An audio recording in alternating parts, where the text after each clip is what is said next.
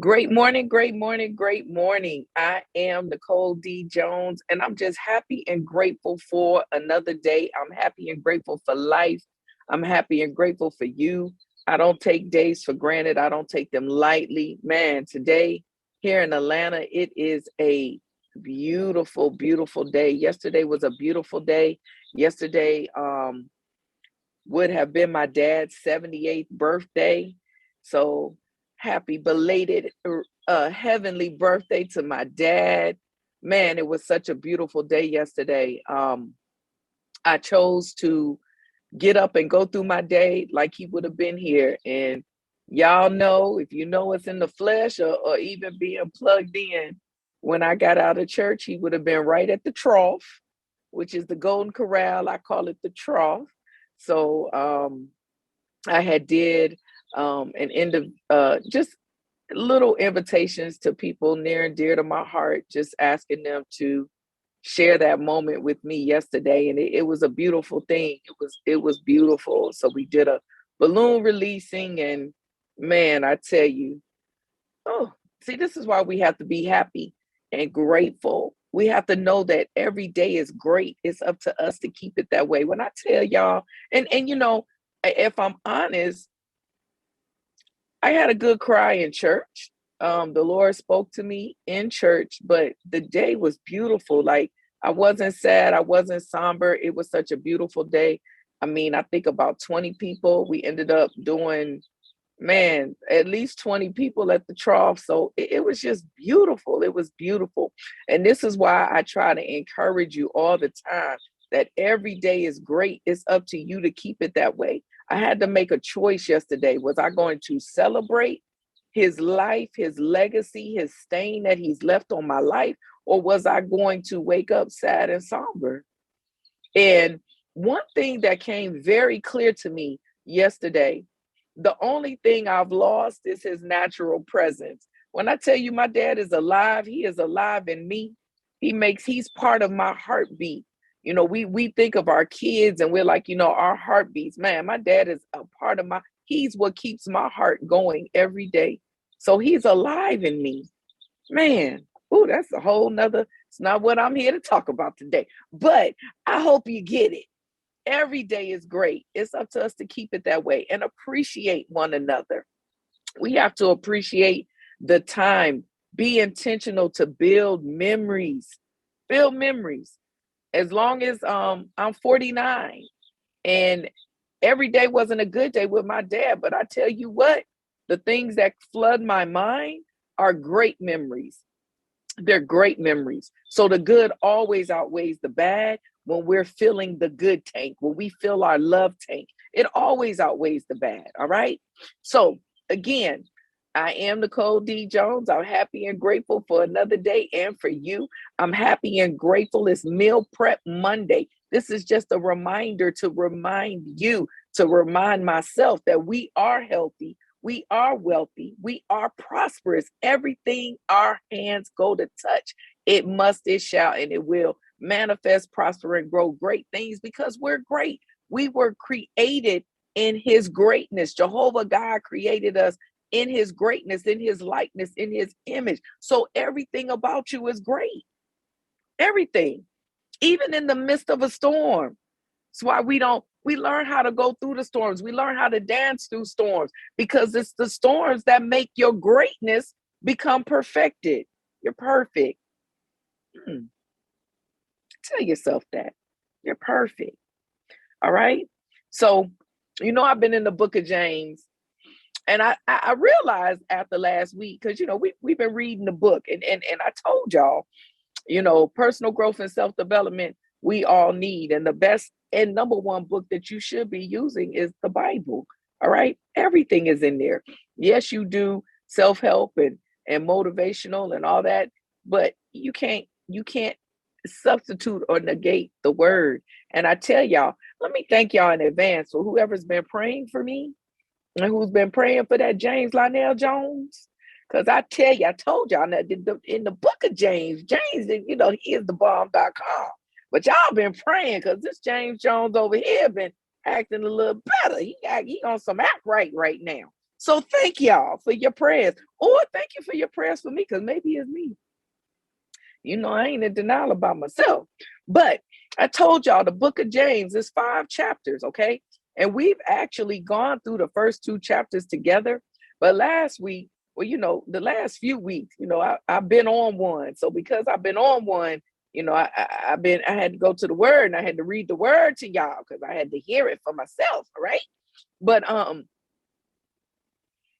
I think I'm in a better place. So I want y'all to eat the word. I want y'all to go to James 3 this week. Stay in James 3. But what he's talking about is taming your tongue. All right? Listen, this meal prep Monday. All right? So I don't know how your Monday's been thus far, because it's about 10 something, about 10, 12. Your morning could have been ganky. Your morning could have been great. But one thing I'm going to tell you, it is a blessing to learn to tame your tongue. And when James talks about taming your tongue, he's talking about resting your lips. And this one thing that I need all of us to understand. None of us have mastered controlling our tongue. It's the smallest thing in our mouth, but life and death flows from it. All right. We speak blessings or we speak cursings. We can kill, or we can kill and destroy, or we can give life and grow from this. All right. But one thing that he talks about is taming the tongue. And he even gives examples of how, he talks about the horse is controlled. The little bit can control a whole horse. A small rudder in a huge ship with the hands of a skilled captain sets a course, even against strong winds. Then he talks about how it only takes a spark to set off a forest fire. All right. So as I was reading this,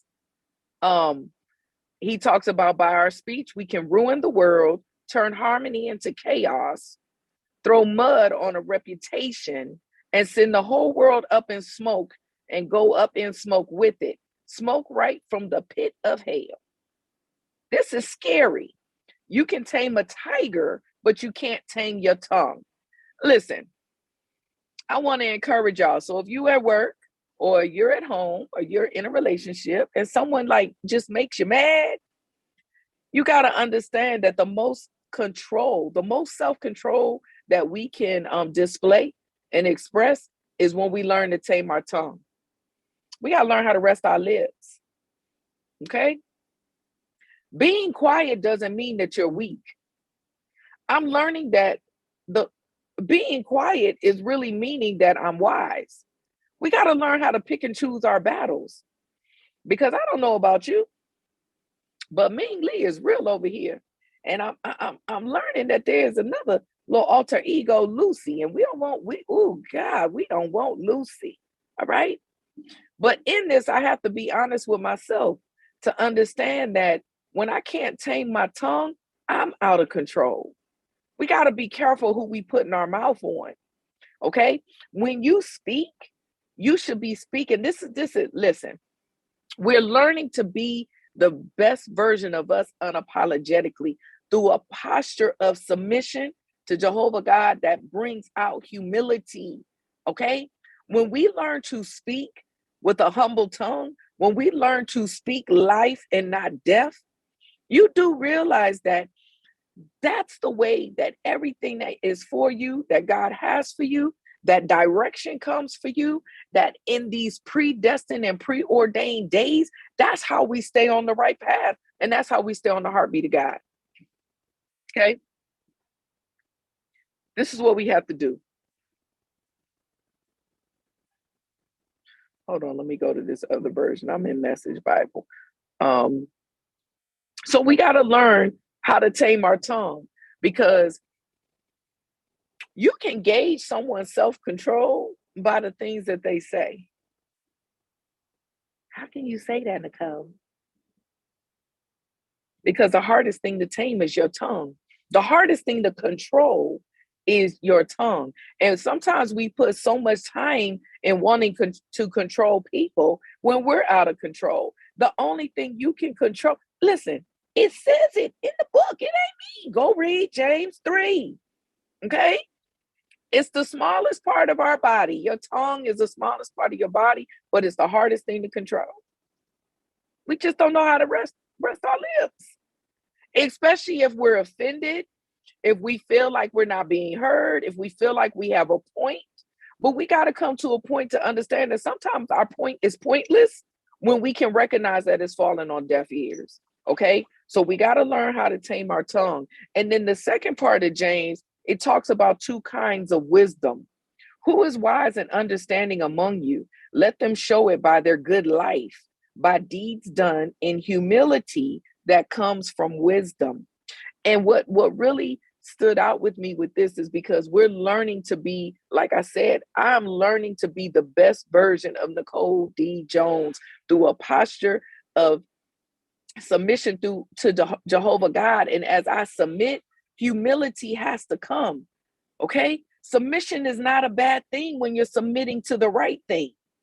You got to understand that wisdom, one example of wisdom is humility. Okay? We need godly wisdom. We're not as smart as we think that we are. All right? I ain't trying to step on nobody's toes today. Let me talk about me. I'm not as smart. I think I know everything. I just think I'm so smart and wise.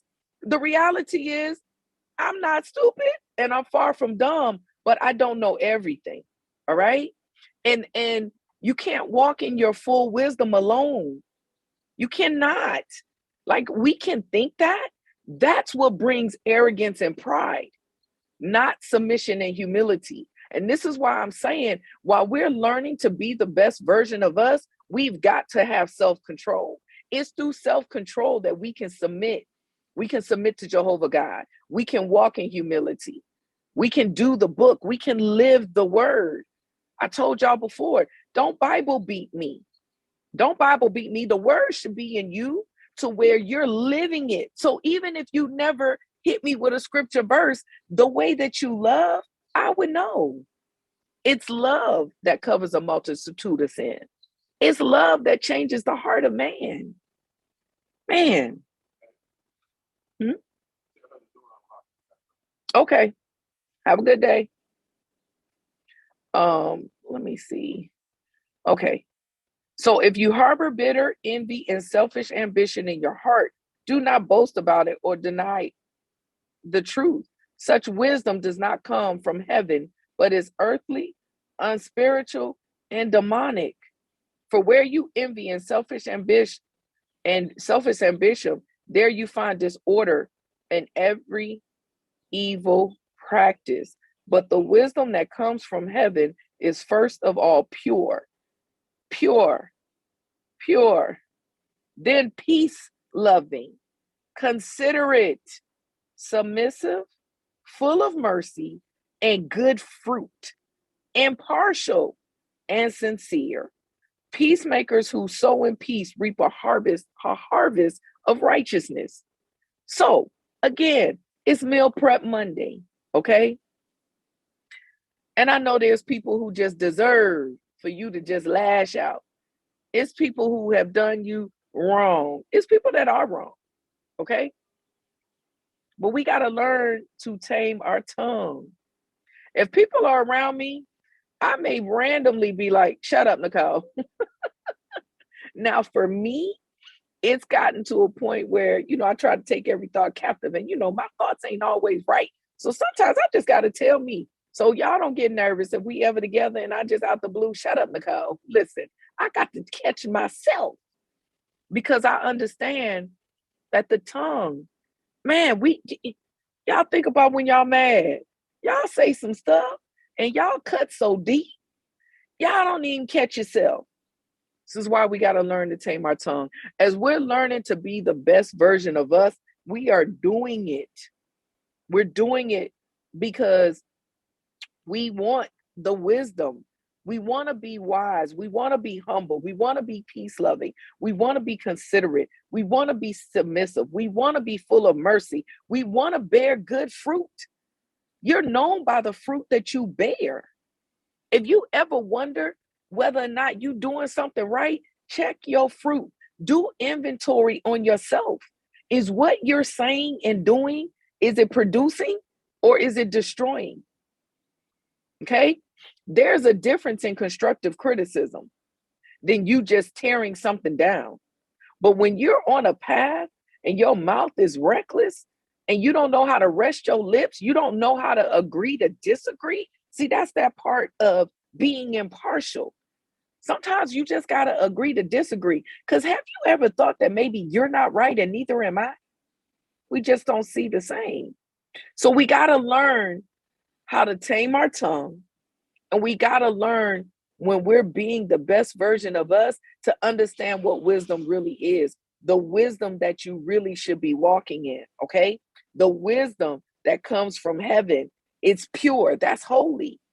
What does that mean? That means you're trying to be the best version of you. You're trying to live the best life you can. You're allowing the Holy Spirit to convict you and you're repenting, but you're getting up and you're walking out a process of change. You're not repenting and then you falling back into your own vomit. You like that dog that go back to his own vomit. That's not wise, okay? Pure, peace loving. You the peacemaker. Stop being the one starting all the drama. Be the one to resolve it. Understanding that sometimes the resolve is just removing yourself. But can you rest your lips before you go? Listen, considerate, submissive. We're submitting to Jehovah God. We're considering other people's feelings. We're full of mercy. We learn to forgive. Listen, start by forgiving yourself. We got to learn to forgive ourselves. Once we learn to forgive ourselves, your eyes be like this. I know my glasses, they detransitional. Like, y'all see my eyes. You're like, when you start forgiving yourself, your eyes become open. It brings a posture of humility. Then you have grace and mercy for your brothers and sisters. All right? Full of mercy and good fruit. That's the wisdom we want to see. I want to see it. You should see it. Listen, I for whatever reason in this season, I've been pretty transparent, but this season with my dad, I think I'm like transparency on steroids, and it's okay because God said so. But even in the midst of my transparency, by faith, I believe it'll allow someone else to be free because all I want is to have good fruit. So I'm not doing this going on rants and tants to have this temper tantrum. It's none of that. I'm being real and honest with the things that I feel, but by faith, I believe that in the end of it, you'll see peace. You'll see consideration. You'll see submission. All right. You'll see that I am trying to be full of mercy, that my intention is to have good fruit, that I'm impartial, and I'm trying to be sincere. Peacemakers who sow in peace reap a harvest of righteousness. Listen, I just want to be all that I've been created to be. I want to fulfill my purpose on this journey because I'm understanding, oh Lord, I'm believing by faith that this truly is the journey to the final destiny. I'm believing by faith. This is why I said yesterday was so beautiful for me, to me, because it confirmed that the only thing that I lost, and see, to some people, and I'm not discrediting nothing, so please, no one, I'm not trying to hurt or offend, but for me, I'm understanding that I just lost a physical component. I'll never lose my dad. He's always alive with me. And for some, the physical is major. It's major for me. Okay. So I'm not over here tripping. It's major for me. But I'm learning that my glass is half full when it comes to my dad, not half empty. So losing him, physical, is at the bottom of my cup by choice because my glass is full of memories. It's full of joy. It's full of great memories. It's full of love. It's full of an example of loving me in my worst and not spitting and throwing negative seed on my soil. It's full of me knowing that I had a human being walking this earth that loved me so much that he could look past my flaws This girl saw, oh Lord, she's a product of me. One thing that I'm thankful for, I'm gonna tell y'all this, and then I'm gonna go. This is how you can learn to tame your tongue, especially when you're dealing with someone that you love, especially with them kids. Listen, I don't care how good your kids are. All of us got baby kids. We all got kids that act a donkey because we act a donkey. So sometimes when I look at Jaden, or sometimes if I look at Kadasia and they just gone buck wild, like you remember back in the day, Girls Gone Wild when we was at the beach. I don't ever hear about boys, but Girls Gone Wild. Sometimes I gotta look and be like, oh Lord, she a product of me. When we can learn how to look at ourselves, then we learn how to have a little more grace. Because there are things, now some stuff Khadijah doing, she just, I did it, but she like on steroids. But the reality is she ain't doing nothing that I didn't do. It's just a different time. So it's just like elevated. Woo! These millennials, baby. But anyway, I get on a millennial rant. But when we're able to really learn to look at ourselves first, it helps us tame our tongue. See, we gotta learn how to do that. So when someone makes you mad, before you just go off, be willing to rest your lips and then be true to yourself and say, why does this make me feel like this? Why is that bothering me? What is it in me that maybe I don't see, which is why it hits home? A lot of stuff that Khadijah does hits home for me because it was me. And there's a part of some things that I hadn't dealt with. So in order to be able not to just be reckless with my tongue with her, I got to be willing to deal with me. And that's what brings grace and mercy. It's never going to stop the correction because right is right and wrong is wrong. But it's a way we say it. It's never what we say, but how we say it. So this week, Meal Prep Monday, James 3, I want us to learn how to tame our tongue. This little bitty thing is a vice that it speaks blessings and curses. We always want to spill life. We always want to give life. We always want to be good fruit because everything that our hands go to touch, it must manifest, prosper, and grow, right? So whatever we're touching with our mouth, with our words, with a physical touch, what is it producing? We got to take a minute. We got to learn how to rest our lips so the tongue can't speak. And think about it. Understand what godly wisdom is. Understand what wisdom we're really supposed to walk through in this journey, because you'll reap a harvest of righteousness. I'll reap a harvest of righteousness. Okay? So again, I am Nicole D. Jones. I want you to stay positive, stay humble, stay focused. Know and understand that in order for you to be the best version of you unapologetically, we've got to get this self-control to the best of our capability and our abilities, understanding that everyone struggles with self-control, okay? None of us is exempt from that. But our goal and our intention is to get it under control through this journey so that when we leave this journey, we go into our grave empty. We have fulfilled our purpose and we've received every blessing that is in store for us daily, and we've given out every blessing that we are to someone else, okay? So I am Nicole D. Jones, and I want you to continue to have a fantabulous rest of the day. Smooches. Oh, look, I can put my hand in here. Smooches.